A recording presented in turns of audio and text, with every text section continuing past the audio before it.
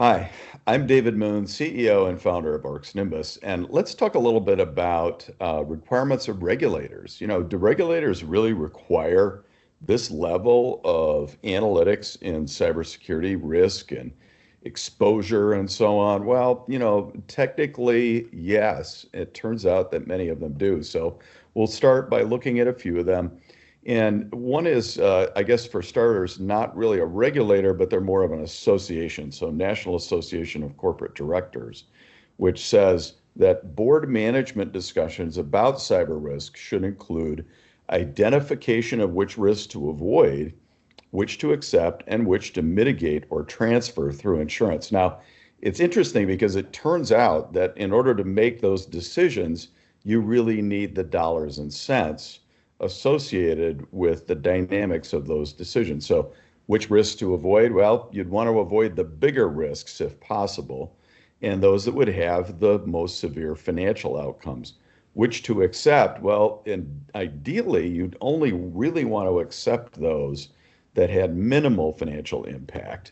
And at least you'd want to know all of those that you are kind of accepting, including those who you didn't know before that you were accepting, but it turns out that you are. You'd want to know the total monetary exposure that those generate. Otherwise, you might not be inclined to accept all of them. And then which to mitigate or transfer through insurance. Well, that is really an economic consequence because, and we've got to look at it through an economic lens and dollars and cents because when we do that, our insurance agent is going to ask us how much insurance we plan to acquire.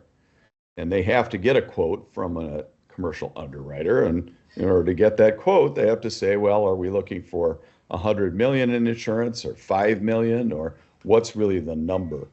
And many organizations have made kind of a tactical error here on that one. And that is not understanding how much total risk exposure they have. So these are very important questions.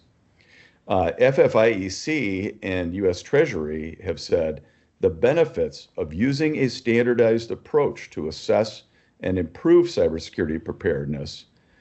Firms adopting a standardized approach are better able to track their progress over time and share information and best practices with other financial institutions and regulators.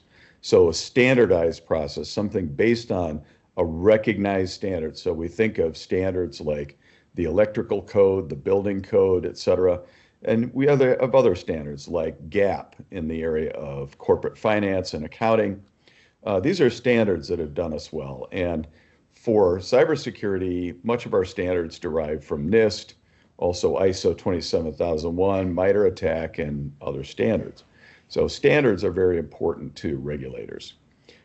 European Union said risk should be evaluated on the basis of an objective assessment by which it is established whether data processing operations involve a risk or a high risk. Now, a high risk, of course, would have higher economic consequences. A regular risk, if you want to use that term, imputing what the EU is really saying. And this is part of the GDPR regulations, by the way. So very, very important and very heavy and almost draconian consequences for those who don't abide by GDPR in Europe.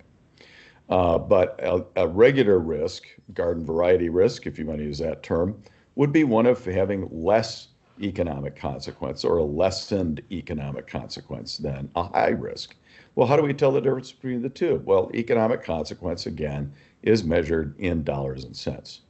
And then finally, Health and Human Services has weighed in by saying covered entities should undertake a cybersecurity risk analysis on a regular basis to account for ongoing developments in cybersecurity technologies.